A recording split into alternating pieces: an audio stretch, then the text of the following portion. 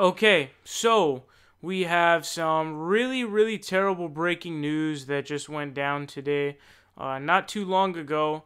Yes, it happened. I pretty much knew this was going to happen, but you don't really know until it happens. And also, apparently, it was a little bit early. Trump was supposed to wait until Saturday, but yes, Donald Trump has pulled out of the Iran deal.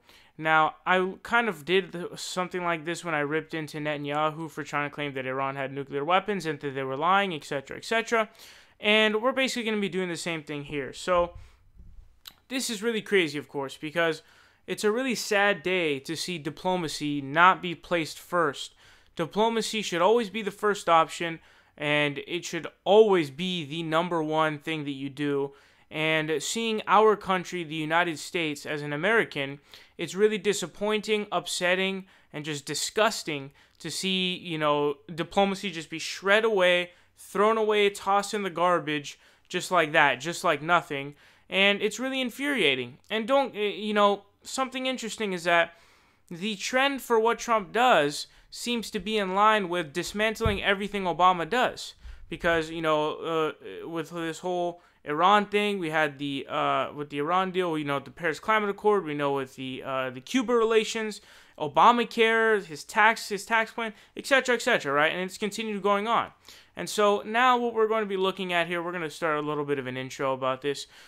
Here we have what the New York Times says. They say, President Trump declared on Tuesday that he was pulling out of the Iran nuclear deal, unraveling the signature foreign policy achievement of his predecessor Barack Obama, and isolating the United States among its Western allies. Quote, "This was a horrible one-sided deal that should have never ever been made," Mr. Trump said at the White House in announcing his decision.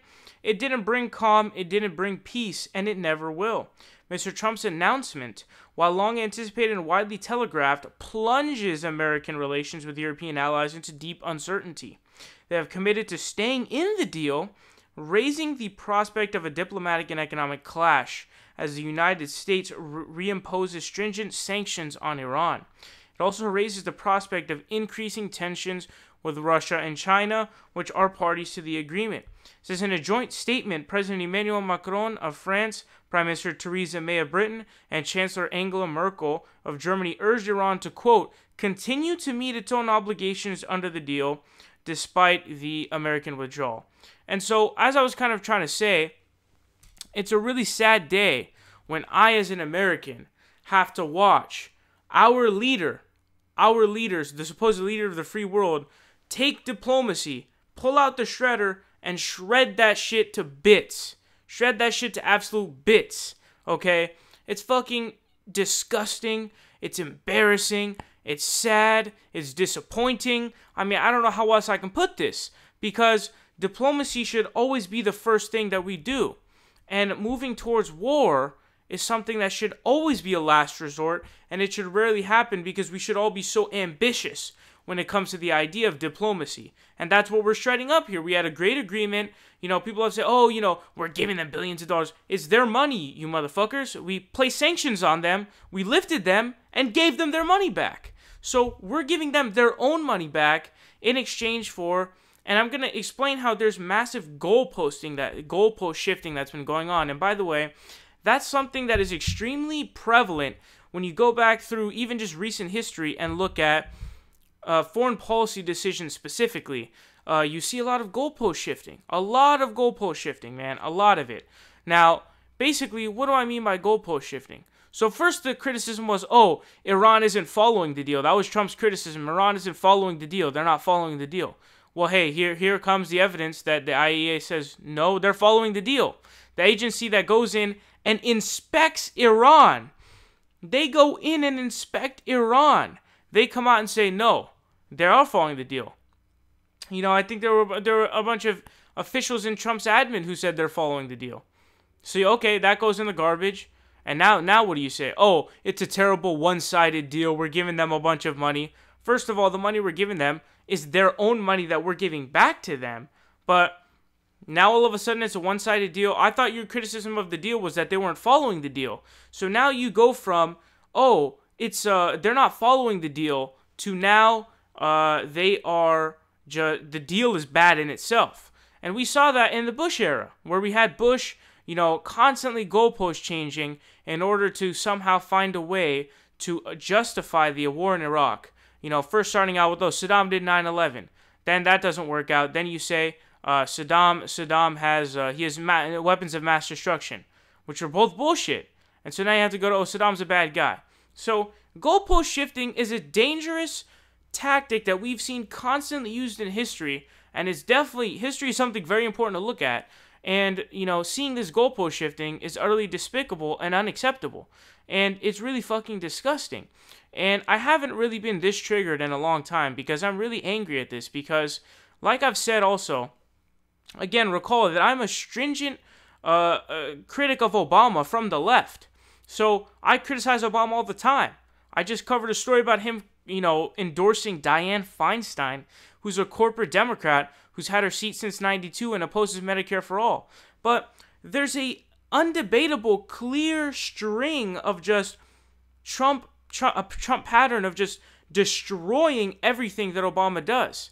So Obama gets all of these things that he gets done, and he made a lot of mistakes during his presidency, okay? And I'm the first one to criticize him on that. But the Iran deal was one of the few good things that he did.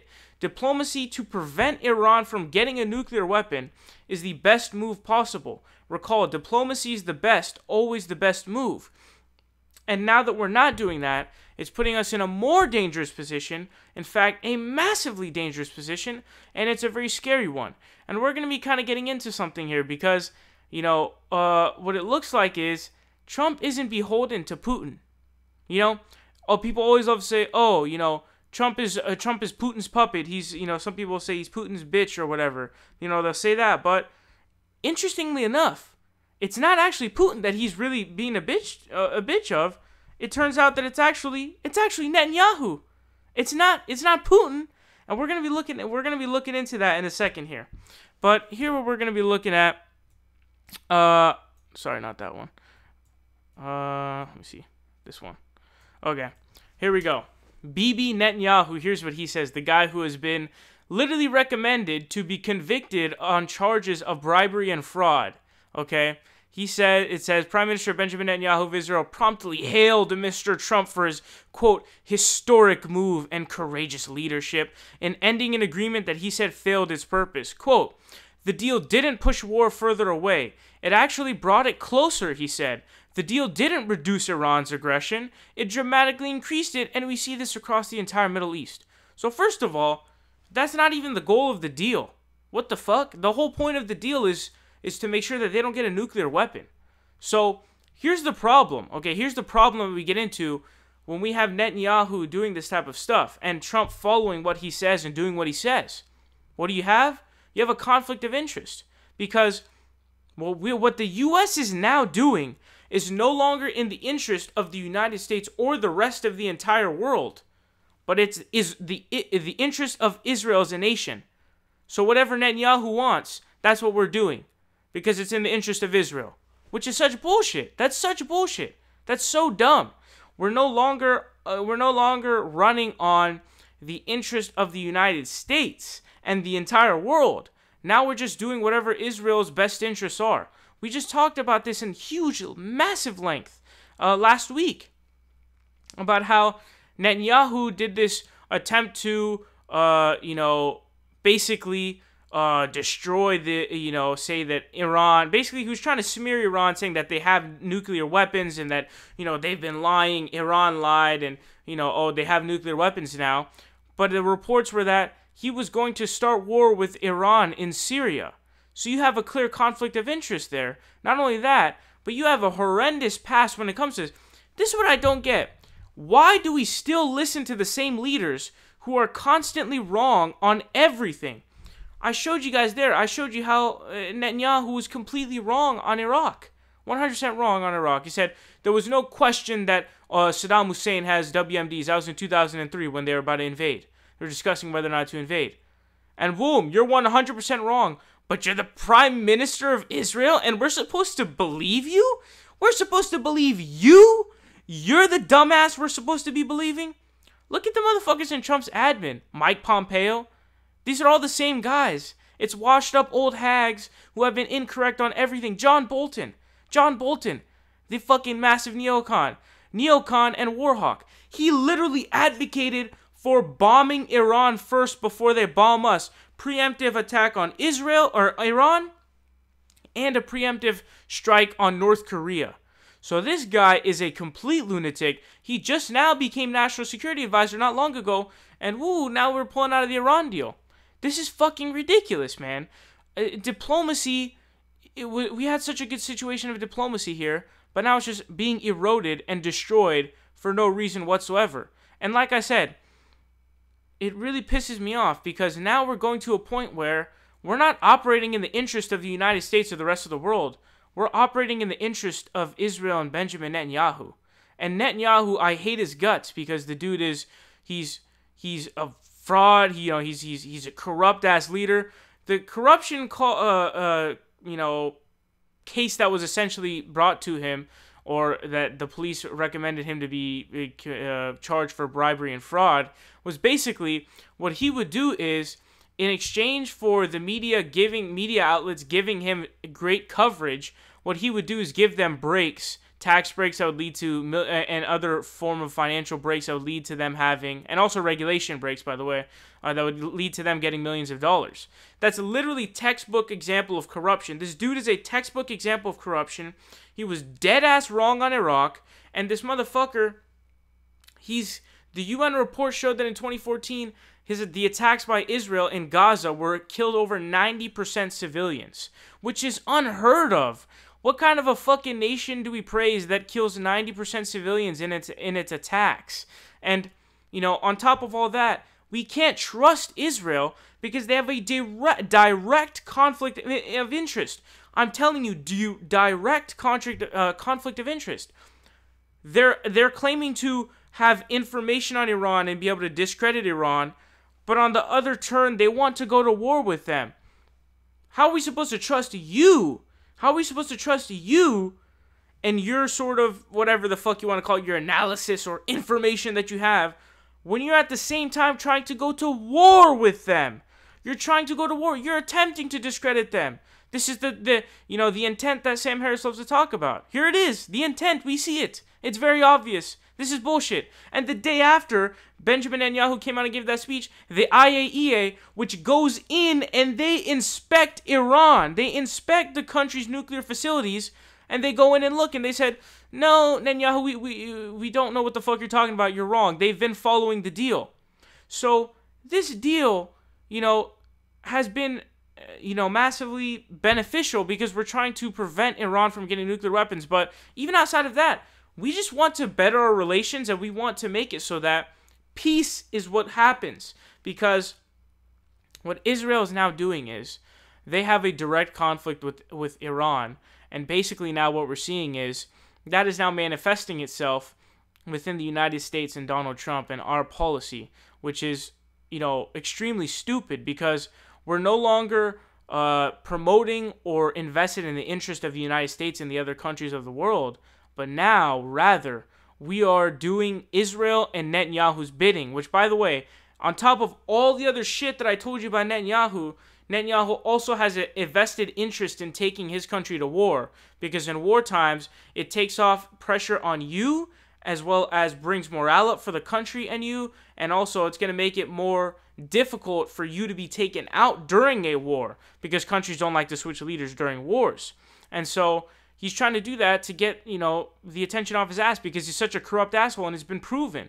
And the process is still going on, and we're trying to figure out what's happening. Now, here's something interesting I also wanted to show you. So, you guys know James Mattis, the Defense Secretary of the United States of America. Here's what he said about the Iran deal. It says, as at a Senate Armed Service Committee hearing whether the U.S. should stay in the Iran deal, Mattis would not give his opinion. He later said that the deal's provisions allow, quote, pretty robust oversight of what Iran is doing. Quote, I've read it now 3 times, and I will say that it is written almost with an assumption that Iran would try to cheat. So the verification, what is in there is actually pretty robust as far as our intrusive ability. for the International Atomic Energy Agency, the IAEA, to check on whether Iran is complying. Quote, whether or not that is sufficient, that is a valid question, Mattis added. Mattis has said in the past that the deal, known as the Joint Comprehensive Plan of Action, isn't perfect, but saying that it would be in America's national security interest. This is the Secretary of Defense of the United States of America. This is the Secretary of Defense of Donald Trump. And I'm not a fan of James Mattis. I'm not a fan of James Mattis. But even he knows here that, yes, we have massive oversight. He called it pretty robust. And he added that last quote in there because he wanted to employ this, trick, which is called, leaving enough room for plausible deniability. So somebody can go, oh, no, I interjected that there. So, it's a valid question to ask. But, we have pretty robust, intrusive, checking abilities to make sure that Iran's not actually cheating us. So, it's very clear what the fuck is going on. It's very clear what's going on, okay? Trump, the idea at this point that Trump is not a warmonger or not a war hawk is stupid, okay? Trump is a disgusting war hawk who now has John Bolton as his national security advisor and now has Mike Pompeo as his Secretary of State. When Mike Pompeo was asked about the threats in the Middle East, he said, Iran, Iran, Iran. So what we now see is we have this massive combination of just massive war hawks in the administration that are just flooding the administration, destroying what diplomacy we have left. And the idea that Trump is not a war hawk is stupid. And what this is going to allow to do, the destroying of the Iran deal, not only is going to lead to Iran possibly going further into getting a nuclear deal, we're now putting more sanctions on them, by the way. Heavy, heavy sanctions. And so, how can any country trust the United States for anything, for any diplomatic sense or peace-talking sense whatsoever, if we constantly prove to other countries that we're not trustworthy? The same thing happened when Trump recognized Jerusalem as the capital of Israel. Palestine came out and said, Mahmoud Abbas came out and said, the U.S. can no longer be trusted as a mediator. Now we're going to be looking to the UN as a mediator because the United States is not a mediator. That's what happened in the talks with when Bill Clinton was doing the talks. Basically, the U.S. was acting as a lawyer for Israel, and that's why it never ended up working out. So it's like, we are not... It just pisses me off because it seems that at any opportunity the country has, we always seem to move away from diplomacy and towards war. Because make no mistake about it, what's going to happen as a result of this? You know what's going to happen. As I talked about last week, Netanyahu trying to go to war with Iran in Syria. Now that we no longer have the nuclear deal, we no longer have ties in which we are basically required to do some actions that is in diplomatic relations with Iran. They're pretty much free to go to war with them. And now we are no longer tethered to Iran, in which it would either make us do something to sort of curtail Israel from any actions, and it may lead us to helping Israel. So, like I've said, I can't stop mentioning that we are now acting in the interest of Netanyahu and Israel and no longer in the interest of the United States and the rest of the world. By the way, the rest of the European leaders, literally Angela Merkel of Germany, the Chancellor of Germany, Emmanuel Macron of France, and Theresa May of the UK, the Tory, the Conservative, the Brexit lady. Even she's like, we need to keep this shit because you're an idiot if you don't. We need diplomacy. We need to prevent Iran from getting a nuke. This is the way to do it. The rest of the world is like, you fucking idiots. You guys are being such morons. And, we just look like buffoons. We look like buffoons on the world stage. And this is the problem, okay? This is the problem. We need to stop looking like morons. Because especially when the rest of the world knows and they understand that, diplomacy is the best way. Especially with the regional conflicts that are going on now and the possible escalations that could happen between Iran and Israel and Syria. The possible escalations between Iran, Israel, Russia, the U.S. and Syria. I mean, this is fucking ridiculous. The Trump presidency thus far has been an absolute fucking disaster.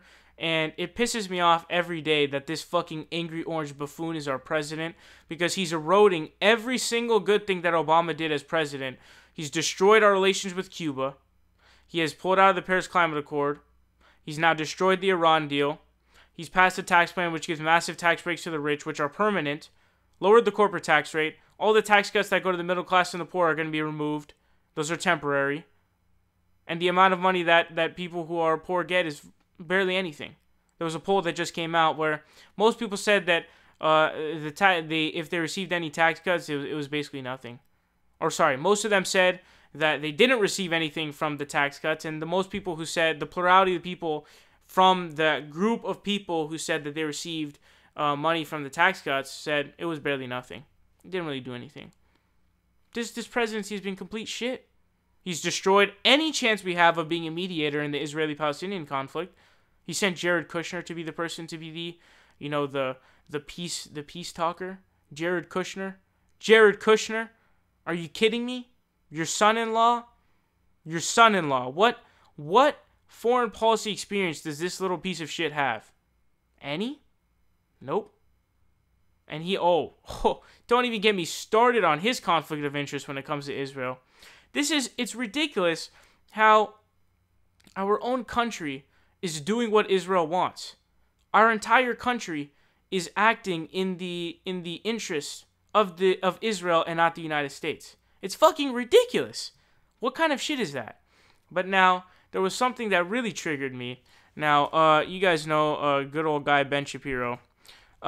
He says, "Oh, goodness no, the Europeans and the American media are angry at Trump. Whatever will he do?" When I saw this, it pissed me off for multiple reasons. So first of all, this comment is extremely intellectually lazy, because just making this comment is really stupid, because what you're basically doing is you're saying, the Europeans and the American media are angry at Trump, meaning that every single situation in which they have been angry at Trump is the same as this, which is stupid. That's false. And anybody who thinks like that is extremely intellectually lazy, because you have to go by a case-by-case basis. Not every case is going to be the same at all. So just because the Europeans and the American media are angry at Trump doesn't make the situation any less valid or legitimate. That's so dumb. And it's intellectually lazy, because you go, they're angry, but it can't be for a real reason. They're always angry at Trump. That's such a fraudulent claim to make, and such a lazy claim to make, because it shows that you really will just want to, use your sort of, I want to say ideology or talking point of, the media is angry at Trump, so, probably just is bullshit. No, it's not, motherfucker. And here's the other thing, too, that kind of, it finally connected for me, because I hadn't really thought about this for a while. I had seen a tweet from Mike Figueredo of the Humanist Report, in which he was saying that, why are these new conservative figures so popular? Because they're saying the same shit that Rush Limbaugh and Glenn Beck and these other suckers said. So how the fuck are they so popular now? And that got me thinking. This shit right here is the exact same type of shit you would hear from Glenn Beck and Rush Limbaugh. This is the same thing. You go down the line and they're pretty much the same shit. He's basically just a young Rush Limbaugh. A young Rush Limbaugh who talks extra fast and does debates. And debates college kids, in which he cuts them off after they've asked their question. Why? What?